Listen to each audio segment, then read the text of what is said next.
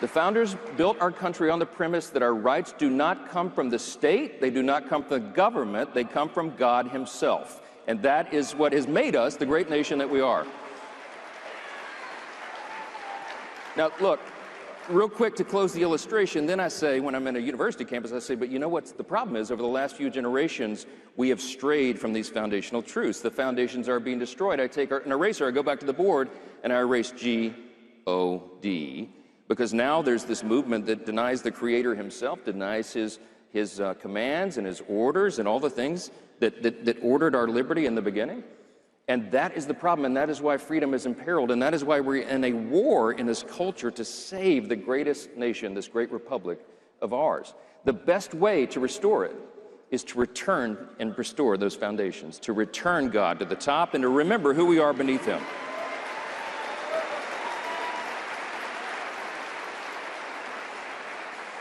Look, Charlie knew those foundational truths, and he evangelized them better than anybody I know, and now we all have to do the same. So the first principle is advance his principles, and the second one is adopt his approach. I just want to say this to state the obvious, and you all know it. I'm delighted to follow the Professor Glenn Beck here this morning. His message was spot on. See, Charlie loved a vigorous debate, but he loved people more. That's the secret, right? He took to heart the biblical admonitions. Among them are a few. 1 Peter 3:15, always be prepared to give an answer for the hope that you have. I love 2 Timothy 2, and Charlie did as well.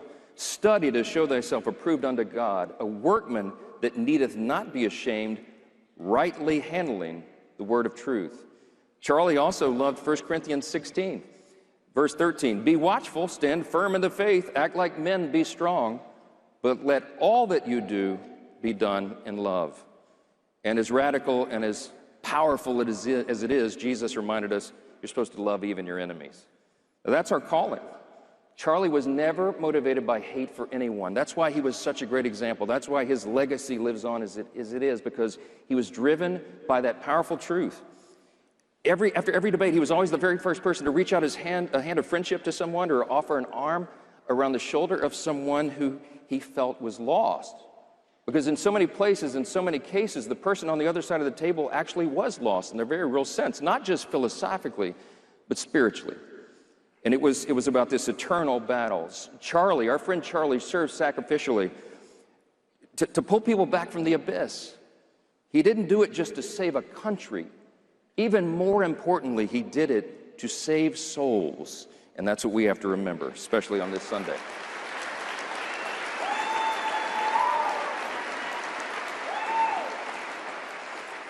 All that is necessary for the triumph of evil is that good men do nothing. And your presence here today shows that you're in the category of those who do much. I want to thank you for all your willingness to stand and engage in this battle right now. It's never been more important than it is right now. And I want to thank you all for what you did in last fall's election, returning Donald J. Trump to the White House, yes.